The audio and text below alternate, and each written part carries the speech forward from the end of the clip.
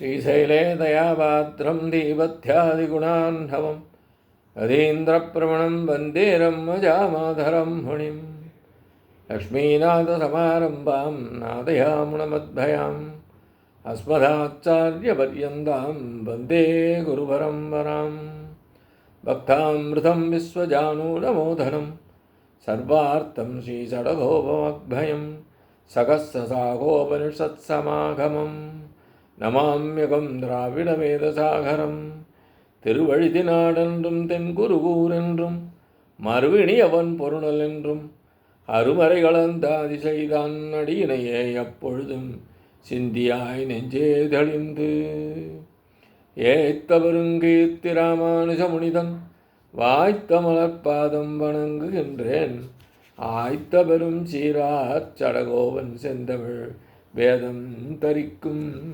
பெறாத உள்ளம் பெற எம்பெருமான் திருவுருளாலே ஆச்சாரியன் அனுகிரகத்தாலே கடந்த பல தினங்களாக நம்மாழ்வார் அருளிச் செய்த திருவாய்மொழியினை நாம் அனுபவித்து வருகிறோம். இன்றைய தினம் நாம் காண இருப்பது முதலாம் பத்திலே 9ஆம் பதிகத்திலே 2ஆம் பாசுரம்.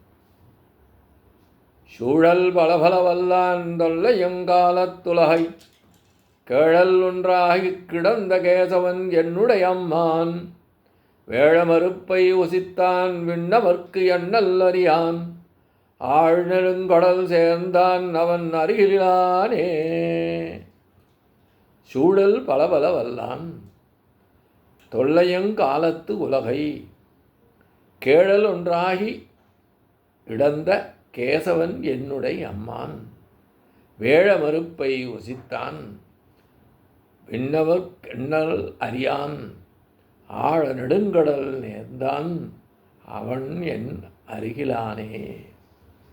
பல பல சூழல்கள் வல்லவன், மிக பல அவதாரங்கள் செய்ய வல்லவனும், தொல்லையம் காலத்து முன்னொரு காலத்திலே கேசவன் கேசவன் என்னும் திருநாமம் உடையவனும், வேழம் குபாலயபீடம் என்னும் யானை மறுப்பை கொம்புகளை உசித்தான் ஒடித்து யானையை முடித்தவன், விண்ணவர்க்கு தேவர்களுக்கு எண்ணல் அறியான் நினைத்தற்கும் அருமையானவனும், உலகை பூமியை கேழல் ஒன்று ஆகி பூமி பிரளய காலத்திலே கடலுக்கு கீழே சென்றபோது காட்டுப்பன்றியாக அவதரித்து நிலத்தை கடலுக்கு அடியே உள்ள அந்த பூமியை குத்தி மேலே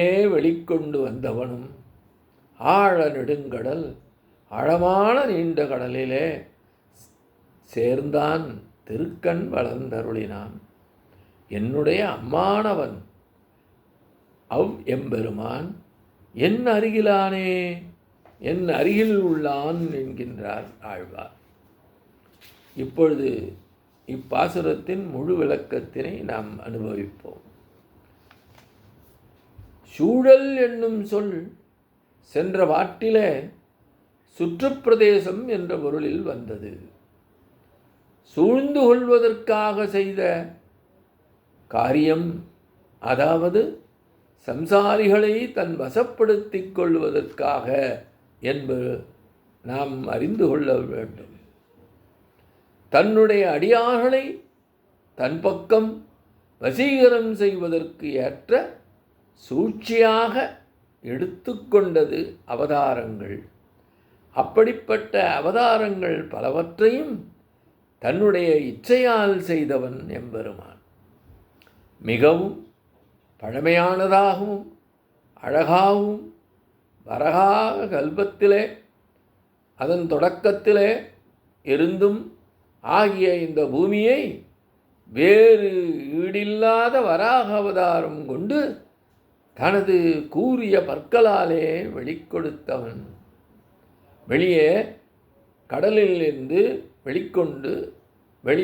வெளிக்கொண்டு வந்தவன். என்னின்ற யோனியாய் பிறந்தாய் என்றபடி எம்பெருமான் எண்ணிருந்த யோனிகளிலே திரு அவதாரங்கள் செய்தமையால் கேழல் பலபல வல்லவன் என்கின்றார் ஆழ்வார். அப்படிப்பட்ட அவதாரங்களில் ஒன்றான வராக அவதாரம் குறித்து இப்பாடலிலே அருளிச் செய்துள்ளார். நாமும் பல பிறவிகள் எடுக்கிறோம். ஆனால் நாம் எடுக்கின்ற பறவைகள் எல்லாமே கர்மம் காரணமான பிறப்பு. எம்பெருமான் கருணாமூர்த்தி ஆகையினாலே கருணை காரணமாக பிறக்கின்றதாலே பலபல வல்லவன் என்கின்றார்.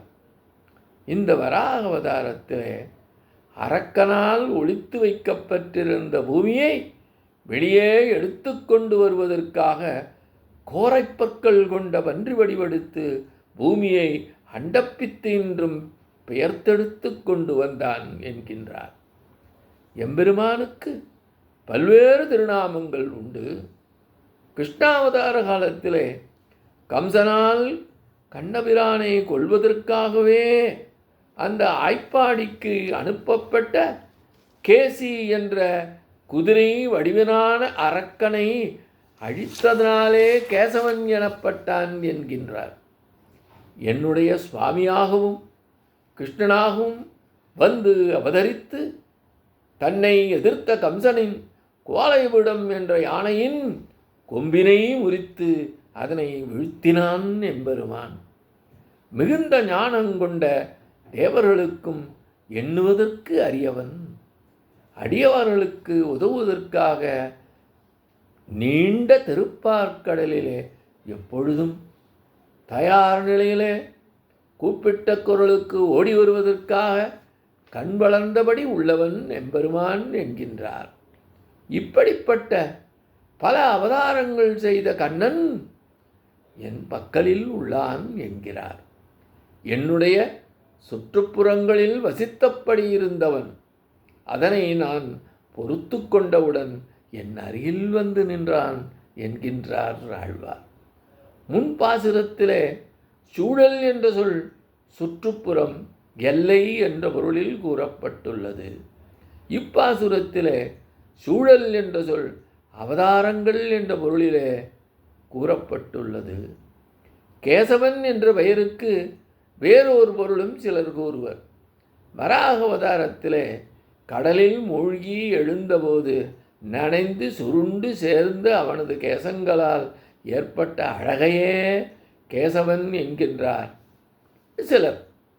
வராக அவதார மகிமை குறித்து கூறுவதற்காக ஒன்றாகி என்று அருளிச் செய்துள்ளார். பின்னர் ஒரு காலத்தில் தானே இந்த வடிவம் கொள்ள எண்ணினாலும் இயலாதபடியான இவனைப் போன்று இரண்டாவதாக கூறும்படியாக ஏதும் இல்லை என்று கூறும்படியான அவதாரம் எடுத்தான், வடிவம் எடுத்தான் எம்பெருமான்.